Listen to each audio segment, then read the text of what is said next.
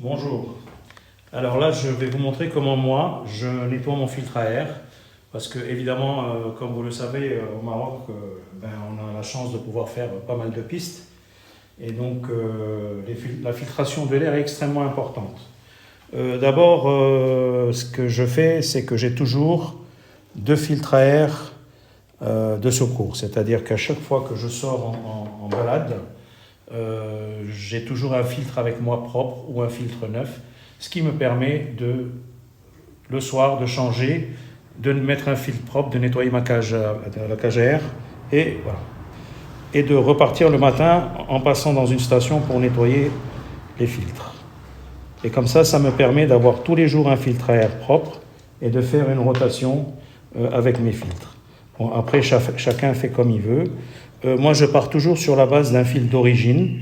Donc, je vais vous montrer. J'ai des filtres d'origine qui sont juste derrière moi. Et je reviens vers vous. Donc voilà, mes amis, j'ai enlevé les filtres. J'ai enlevé les vis. Parfois, je raconte n'importe quoi. J'ai enlevé les vis.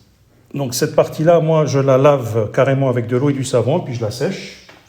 Alors, essayez toujours d'avoir un petit tournevis aimanté qui vous permette d'enlever la petite vis qui est ici au fond pour désenclaver le filtre. Voilà. Donc voilà, là vous avez la petite vis. Donc je démonte le filtre. Je nettoie ma cage, mais bon là elle est propre, il n'y a rien à faire dessus. Et j'ai toujours des filtres d'origine nettoyés ou neufs. Voilà. Donc ça, ce sont des filtres nettoyés. Donc je vais vous expliquer comment je nettoie les filtres. Nous ici, on a un produit qui est une essence qui s'appelle Jupiter. En fait, c'est une essence qui sèche extrêmement rapidement. Donc je fais un petit trou dans le bouchon, je pulvérise avec un peu d'air pour bien nettoyer. Je sèche et je les laisse sécher 24 heures. Et vous voyez, c'est un filtre qui a déjà servi 2 fois. Qui a déjà fait, je ne sais pas, celui-là a dû faire déjà 4 ou 5 000 km, et avec beaucoup de pistes dans le sud, notamment entre Tata et Foumsguide, des belles pistes roulantes, beaucoup de poussière et tout. Donc voilà. Et ce que je fais, une fois que j'ai fini de nettoyer mes filtres, je les garde précieusement parce que c'est extrêmement important la filtration de l'air. Et puis après, une fois avoir nettoyé la cage, nettoyer le support et l'avoir lavé. Donc là, ils sont un petit peu poussiéreux parce que les machines, elles n'ont pas tourné depuis un moment avec le Covid, mais là c'est reparti. On est de nouveau bien chargé pour les mois à venir.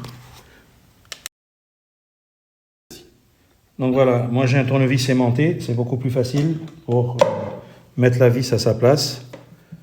Donc une fois qu'elle est installée, il ne faut pas forcer non plus. Hop, quand ça arrive en butée, il faut lâcher et laisser.